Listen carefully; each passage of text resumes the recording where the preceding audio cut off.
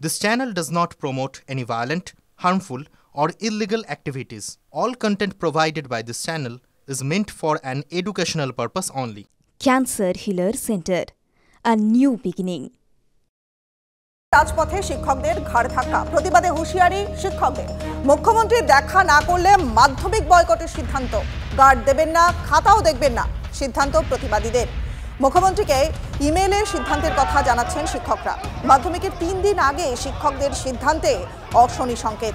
গতকাল কলকাতায় প্রতিবাদ মিছিলে শিক্ষকদের হেনস্থা করা হয়। প্রতিবাদে আজ ধিক্কার দিবস পালন শিক্ষকদের।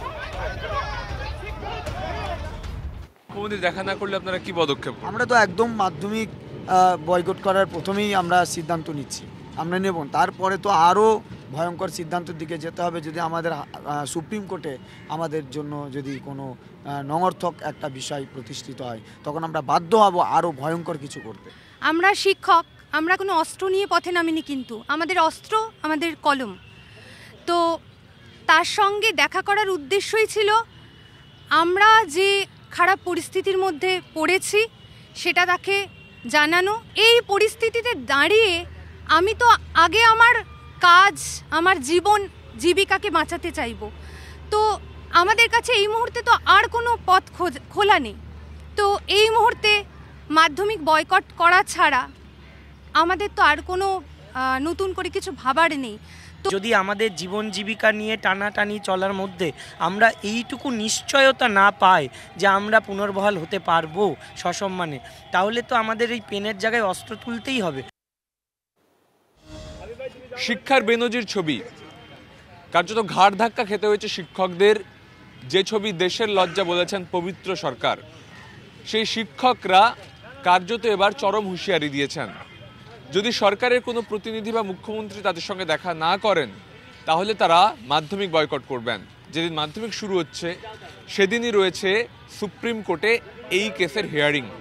সেই জায়গায় দাঁড়িয়ে আজকেও কিন্তু কালকে রীতিমতন থানায় দীর্ঘক্ষণ আটক থাকার পর আজকে ধিক্কার দিবস পালন করবেন শিক্ষকরা, এবং তারা এই হুঁশিয়ারির কথা বলছে। মুখ্যমন্ত্রী দর্শন প্রার্থী হয়ে আপাতত এই শিক্ষকরা যারা রাস্তায় রাত কাটাচ্ছেন, এবং তারা বলছেন যদি মুখ্যমন্ত্রী দেখা না করেন তাহলে মাধ্যমিক বয়কট করার পক্ষে হাঁটবেন তারা। ইতিমধ্যেই মুখ্যমন্ত্রীকে মেল করে তাদের এই সিদ্ধান্তের কথা জানাচ্ছেন শিক্ষকরা।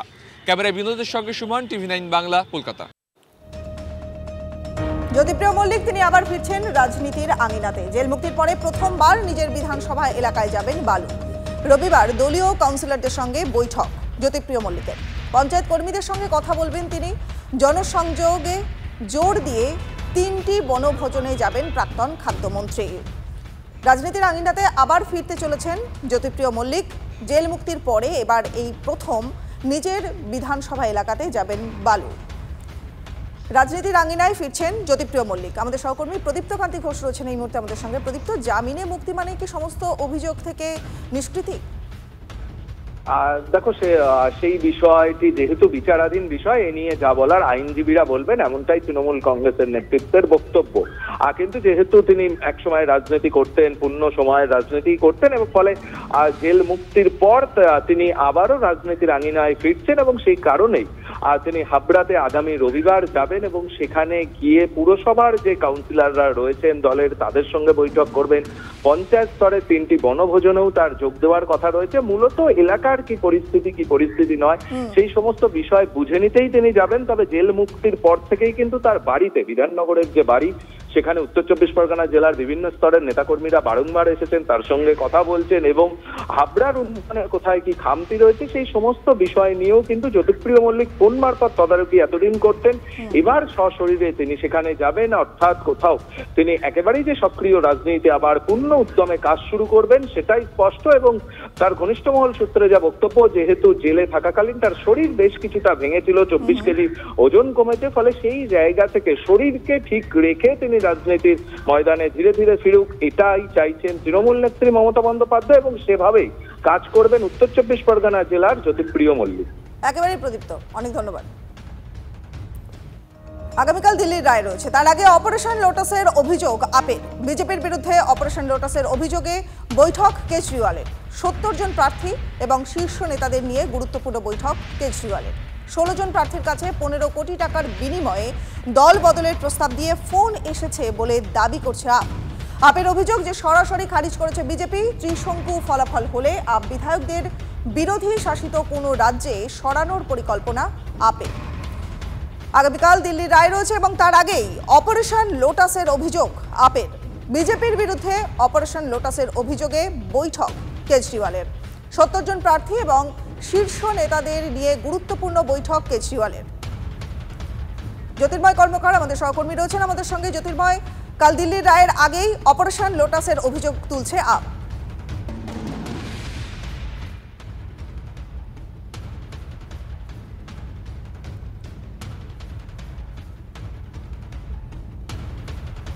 আর একবার জানিয়ে দিই, আগামীকাল দিল্লির রায় রয়েছে এবং তার আগেই অপারেশন লোটাসের অভিযোগ তুলছে আপ। বিজেপির বিরুদ্ধে অপারেশন লোটাসের অভিযোগে বৈঠক কেজরিওয়ালের।